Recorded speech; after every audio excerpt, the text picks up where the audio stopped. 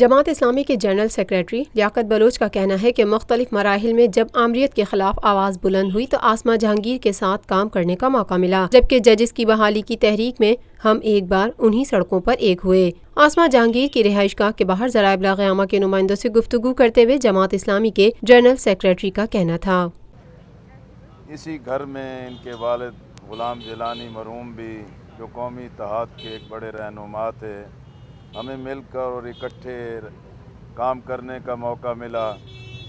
پھر اسی طرح مختلف مراحل میں آمریتوں کے خلاف جو آواز اٹھتی رہی، اس وقت بھی ہمیں ساتھ چلنے کا موقع ملا۔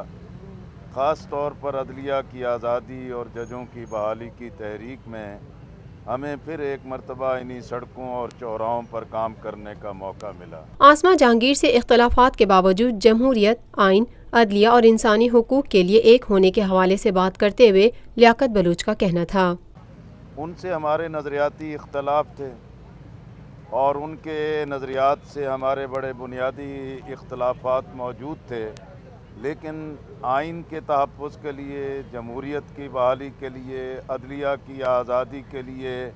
اور انسانی حقوق کے معاملات پر جو ہے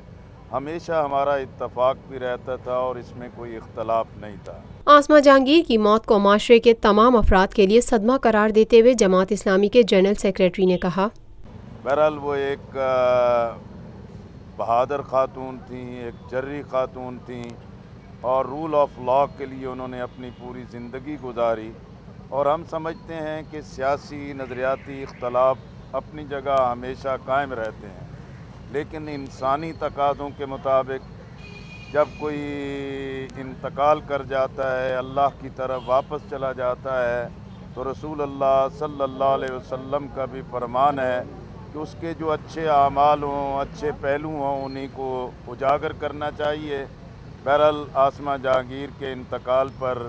معاشرے کے تمام طبقات کو ایک بڑا صدمہ بھی ہے، دکھ بھی ہے، اور ان کے خاندان کے ساتھ ہم تعزیت کا بھی اور اپنے صدمے اور دکھ کا بھی اظہار کرتے ہیں۔ بہت شکریہ۔